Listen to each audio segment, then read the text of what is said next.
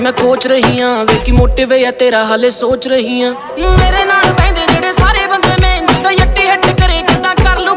जदों बोलदी मैं भुल्ला चुप रूद गिरदा मैनू जानदा जमाना मेरा स्टाइल इनसेन तेरे जिसे बड़े आंडे मेरे पाछे छोरे जनाबा के भी दर्शन महंगे हो रे जेड़ी अख ने भी यट्टी बिकी खुंब वाली ओ अख फिर मुड़ के सोई ना